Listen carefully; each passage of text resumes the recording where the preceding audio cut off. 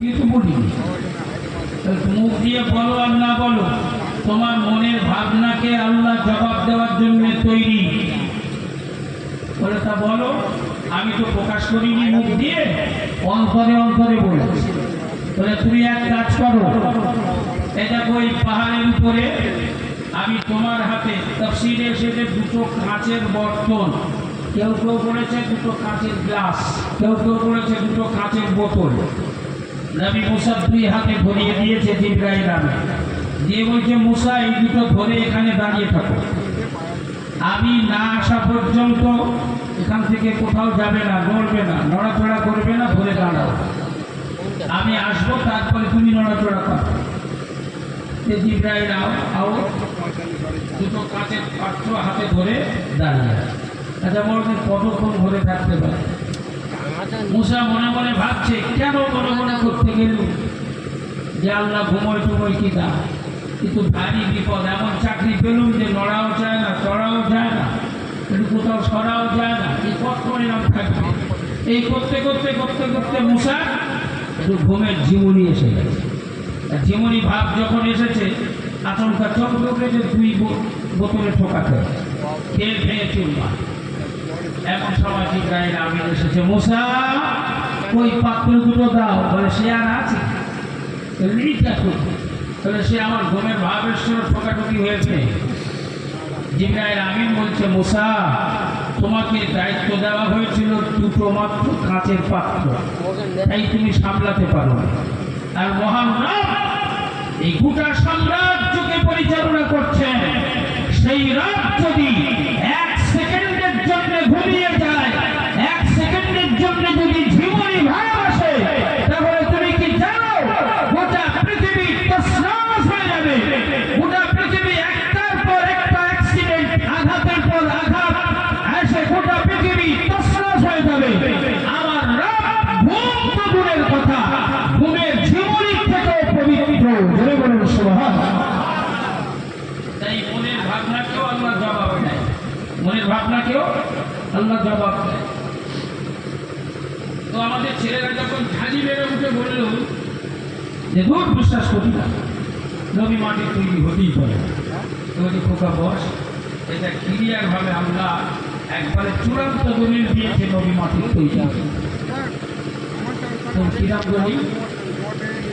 আমাদের অনেকের কাছে মোবাইল আছে, আমি মোবাইলওয়ালাদের অ্যাকসেপ্ট করার জন্য অনুরোধ করছি, যাদের মোবাইলে কোরআনের অ্যাপস লোড করা আছে তারা মোবাইলটা খুলুন, কোরআনের অ্যাপসটা বার করুন, পরে আল্লাহ পবিত্র কোরআন একটি সূরা আছে, এই সূরাটার নাম হলো সূরা সদ।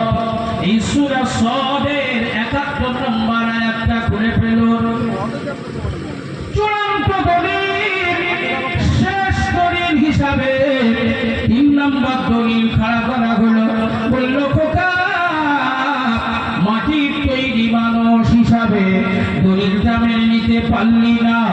নবী নিজের মুখে বলেছে আমি তোমাদেরই মতো পাষাণ, তাও তোরা মানিস না।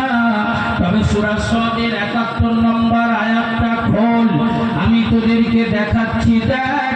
এই না বলে ওখান থেকে দলিল দেওয়া হলো। সূরা সদের ৭১ নম্বর আয়াতে মহান রব বলেছেন, ইন্নী খালিকুম বাশারাম মিন তিন। অবশ্যই ইন্নী, অবশ্যই খালিকুম, আমি আল্লাহ সৃষ্টি করেছি বাশারাম মিন তিন, আমি মাটি দিয়ে বাশার বানিয়েছি। কি দিয়ে? আল্লাহ বাশার বানিয়েছে কি দিয়ে? মাটি দিয়ে আল্লাহ বাশার বানিয়েছে। আর ১৬ নম্বর পারায় ওখানে আল্লাহ বলেছে, আমি আল্লাহ আমার রাসূলকে দিয়ে বলিয়েছেন, হে নবী তুমি বলো আমি তোমাদেরই মতো বাশার। অতএব নবী হলো আমাদের মতো বাশার, আর আল্লাহ বলেছেন আমি বাশার বানিয়েছি মাটি দিয়ে। এখন সকলে মিলে বলো নবী কিসের তৈরি?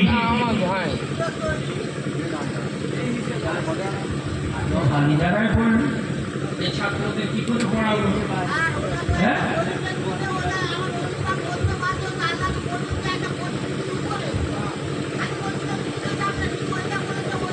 ওই দলিল দিলে তো খেলবে না ভাই। দলিল উপযুক্ত প্রমাণ দিয়ে কাটতে হবে। রিজেক্ট করতে গেলে তার উপযুক্ত প্রমাণ দিয়ে করতে হবে। শুধু মুখের ভাষায় তো পরিস্থিতি কথা বললে হবে না। এখন আমি তিনটে দলিল দিলাম, নবী মাটির তৈরি। একটা হলো মিনহা খালাকনাকুম, আল্লাহ আমাদেরকে মাটি দিয়ে বানিয়েছে। দ্বিতীয় দলিল হলো আনা বাশারুম মিসলুকুম, আমি তোমাদেরই মতো বাশার। তৃতীয় দলিল হলো খালিকুল বাশারান মিন তিন, আমি বাশার বানিয়েছি মাটি দিয়ে। এই তিনটে অকাঠ্য দলিল, কোরআনের দলিল অস্বীকার করা হিম্মত কারো নেই। এইভাবে যদি দলিল দেওয়া হয়, এবার আসো তিনটে দলিল আমি রিজেক্ট করি।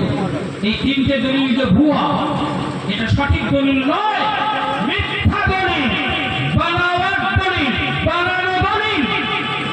এর সপক্ষে দলিলগুলো রিজেক্ট করতে গেলে কোরআন থেকেই রিজেক্ট